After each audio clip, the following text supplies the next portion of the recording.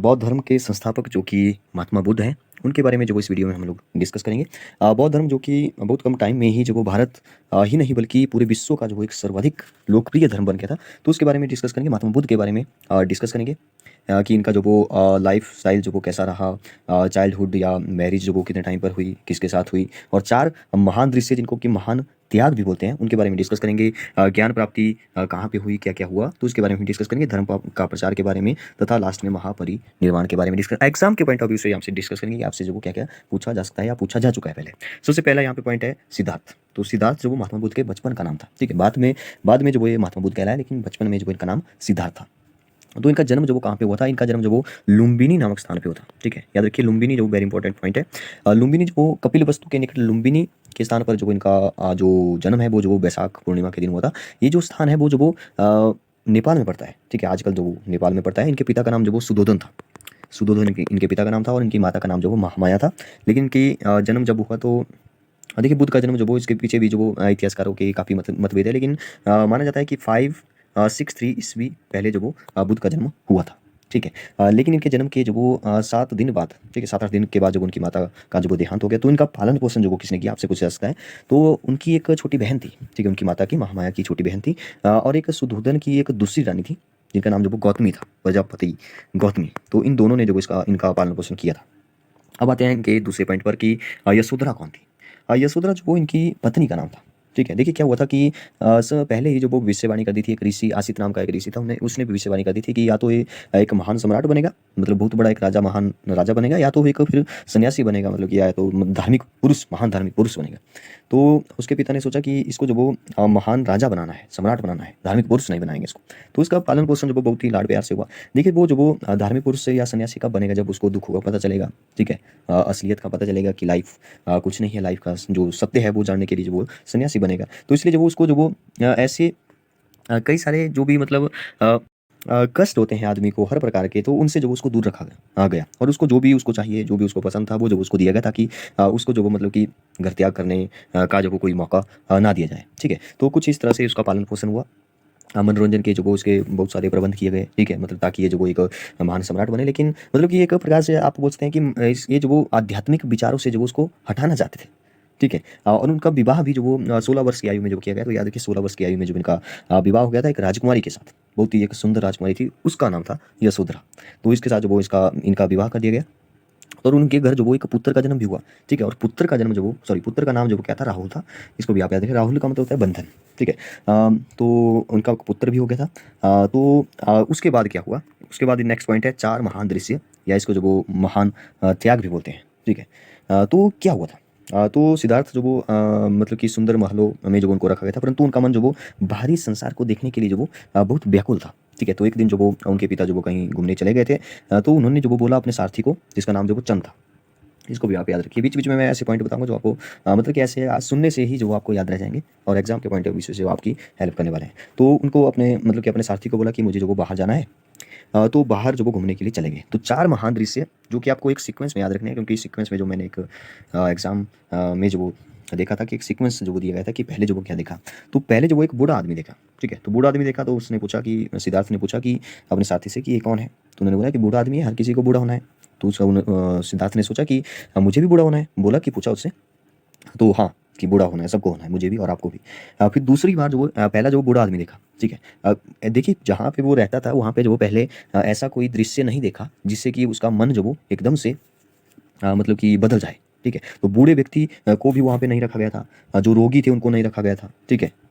तो कुछ इस तरह से जो बीमार व्यक्ति है उनको जो वो उससे जो वो दूर ही रखा जाता था, ठीक है? तो पहले बूढ़ा व्यक्ति देखा, उसके बाद जो वो एक रोगी देखा। रोगी मतलब कि बीमार है, देखिए हर कोई जो वो बीमार हो जाता है, थोड़ी छोटी-मोटी बीमारी जो वो चलती रहती है। तो बीमारी था, सॉरी बीमार व्यक्ति था, तो उसने पूछा ये कौन है? तो बीमार व्यक्ति है, हर कोई बीमार होता है। तो उसने बोला कि क्या मैं भी बीमार होऊँगा? तो यस, आप भी बीमार होंगे, ठीक है? तो उसके बाद जो वो बीमार व्यक्ति के बाद क्या होगा? उसकी मौत होगी। तो एक व्यक्ति की जो वो अर्थी जाती हुई देखी, नेक्स्ट थर्ड पॉइंट, ठीक है? तो एक अर्थी देखी। तो उसने पूछा ये क्या है? तो उसने बोला ये मर गया है, इसकी अर्थी जा रही है। मतलब फिर उसने पूछा कि क्या मेरी भी ऐसी मृत्यु होगी? तो यस, ठीक है। तो नेक्स्ट उसके बाद जो फोर्थ पॉइंट में एक साधु देखा, सन्यासी देखा। तो उसने बोला कि ये कौन बंदा है?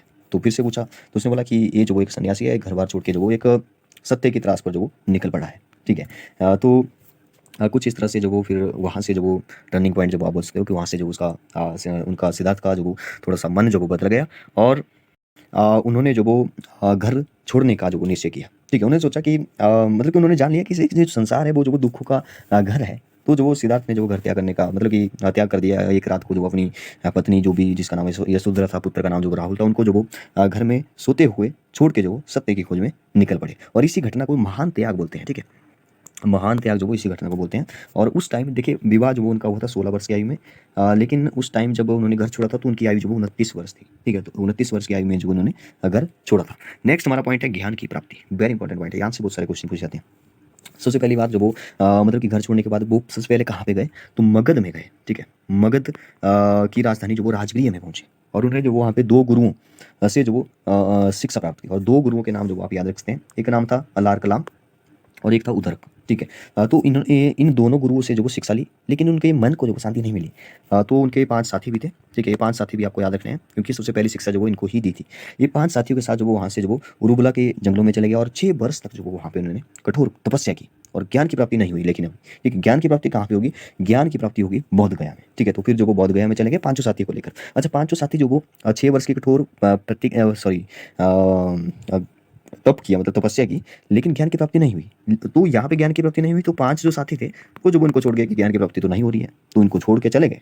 फिर जो वो बोधगया गए सिद्धार्थ, अभी सिद्धार्थ है, ठीक है? अभी जो महात्मा बुद्ध नहीं बने, तो सिद्धार्थ जब वो बोधगया गए और उन्होंने एक पीपल के वृक्ष, ये जो पीपल का वृक्ष है वेरी इंपॉर्टेंट है क्योंकि यहाँ पे जो वो पीपल के वृक्ष को जो वो महाबोधि वृक्ष के नाम से जो वो जाना जाता है आज भी। ठीक है? तो पीपल के वृक्ष के नीचे जो वो समाधि लगाई, तो यहाँ पे जो वो 48 दिन तक जो वो इन्होंने समाधि लगाई थी और उसके बाद वो पूर्णिमा के दिन जो वो उनको सर्वोच्च ज्ञान की प्राप्ति हुई और इसके बाद ही जो वो ये बुद्ध कहलाए या प्रज्ञावान कहलाए। तो इसको आप याद रख सकते हैं, वेरी इंपॉर्टेंट पॉइंट है। तो ज्ञान की प्राप्ति हुई और ये जो वृक्ष था वो महाबोधि वृक्ष के नाम से जो वो कहलाया और ज्ञान की प्राप्ति हुई। देखिए 29 वर्ष की आयु में जब इन्होंने घर छोड़ दिया। अब ज्ञान की प्राप्ति जो वो कब हुई ये भी आपको याद है 35 और कब इनका विवाह हुआ 16 वर्ष की आयु में। 16 वर्ष की आयु में विवाह हुआ, 29 वर्ष की आयु में इन्होंने घर छोड़ा, 35 वर्ष की आयु में जो वो इनकी जो वो ज्ञान की प्राप्ति हुई। ये कितना टाइम जो वो बीच में लगा, मतलब कि कठोर तपस्या की इन्होंने। ठीक है? मतलब कि टाइम हर किसी के लिए जो वो हर कोई अगर बड़ा कुछ महान आदमी बनना है तो बीच में जो वो टाइम तो लगेगा। ठीक है? तो नेक्स्ट ज्ञान की प्राप्ति हो गई। ठीक है? अब नेक्स्ट देखते हैं कि धर्म का प्रचार। तो धर्म का प्रचार जो वो यहाँ पे कहाँ-कहाँ इन्होंने किया, कहाँ पे ये गए। तो ज्ञान प्राप्ति के बाद जो वो महात्मा बुद्ध सबसे पहले बनारस के निकट सारनाथ पहुँचे। अब सारनाथ जो वो क्यों इम्पोर्टेंट है क्योंकि महात्मा बुद्ध ने अपना जो पहला उपदेश था वो जो वो उन 5 साथियों को ही दिया। जो भी 5 साथी थे सारनाथ में जो वो पहला उपदेश उन्होंने 5 साथियों को दिया। तो ये जो बुद्ध के जो फिर अनुयायी बन गए। ठीक है? तो इस घटना को जो वो धर्म चक्र परिवर्तन बोलते हैं। वेरी इंपॉर्टेंट, धर्म चक्र परिवर्तन कब बोलते हैं क्योंकि देखिए जब इन्होंने 5 साथियों को जो पहला उपदेश दिया तो इसको धर्म चक्र प्रवर्तन बोलते हैं। ठीक है? तो इसी प्रकार जो वो इन्होंने लगातार 45 वर्षों तक जो वो जगह-जगह जा कर के उपदेशों का प्रचार करते रहे। ठीक है? इनके सरल उपदेशों को लोगों सरल उपदेश थे मतलब कि बहुत ही सिंपल तरीके से समझाते थे। तो बहुत गहरा प्रभाव जो वो पड़ा और बुद्ध के जो वो अनुयायी बनते चले गए। बुद्ध के यानी अनुयायियों में जो वो मगध के शासक बिंबिसार थे, अजातशत्रु थे, कौशल का शासक प्रसेनजीत और कौशाम्बी का शासक उदयन, वैशाली की प्रसिद्ध वेश्या आम्रपाली, कपिलवस्तु के शासक सुधोधन जो कि इनके पिता ही थे। ठीक है? वो भी इनके अनुयायी बन गए बाद में और रानी जो दूसरी रानी थी प्रजावती गौतम जिसकी हमने बात की वो भी बुद्ध की पत्नी जो वो यशोधरा और उनका पुत्र राहुल भी शामिल हो गया उसमें। ठीक है? लास्ट मेन जो पॉइंट है वो है महापरिनिर्वाण। ठीक है? ये भी वेरी इंपॉर्टेंट है। तो महापरिनिर्वाण जो वो कब बोलते हैं? देखिए महात्मा बुद्ध ने जो वो मतलब कि जब वो शरीर त्याग कर दिया तो उसको जो वो महापरिनिर्वाण जो वो बोलते हैं। तो माना जाता है कि 80 वर्ष की आयु में जो वो 483 ईस्वी में, ठीक है? इनका जन्म जो वो 563 में आपको होता है सॉरी 563 483 ईस्वी पहले। हाँ, मैं जो उल्टा सोच रहा था, लेकिन ठीक है 483 ईस्वी पहले जब महात्मा बुद्ध जो कुशीनगर पहुँचे तो पूर्णिमा के दिन ही जो इन्होंने अपना शरीर जो वो त्याग कर दिया। तो इसी घटना को जो वो बौद्ध धर्म में जो वो महापरिनिर्वाण कहा जाता है। तो नेक्स्ट पार्ट में जो हम लोग इसकी इनकी शिक्षाओं के बारे में डिस्कस करेंगे। तो तब तक के लिए जो इतना काफ़ी है।